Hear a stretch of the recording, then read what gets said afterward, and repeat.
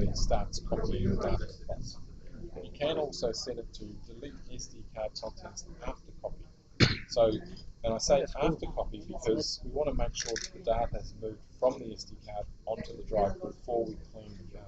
It means that you don't need 50 SD cards. You walk around with a couple. Yeah, Fill right. one, offload it, fill the other one. Actually, at that price, it's much for me. It's more recommendable to buy that one than an SD card, 64 gig class 10 or class 20.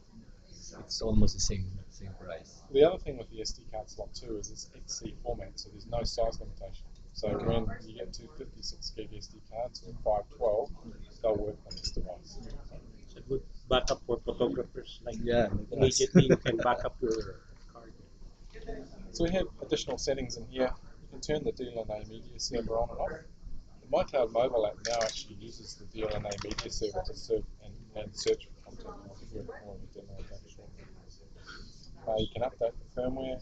You can change the admin password as well, and you can change the device name if you want to. So I'll just go into the app functionality. So I'll select my device.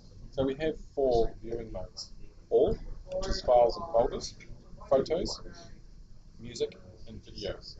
So with all, we had a firmware update come out yesterday, and one of the main changes is SD card functionality. I'll show you that just quickly.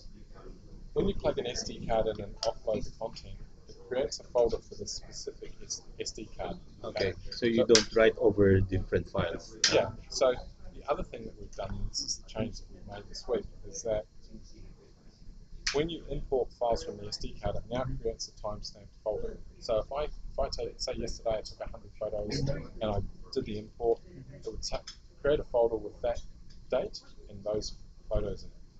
Then today I take another 50, it will create another folder, timestamped, with those 50 photos in it. So that means that you can separate the content and keep track.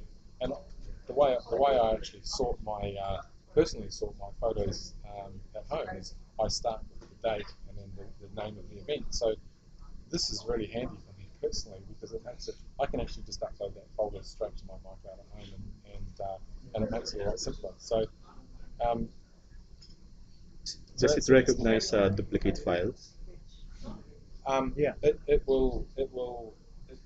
copies the data based on name and timestamp on the file itself. Okay, so it won't copy duplicate files. So now we go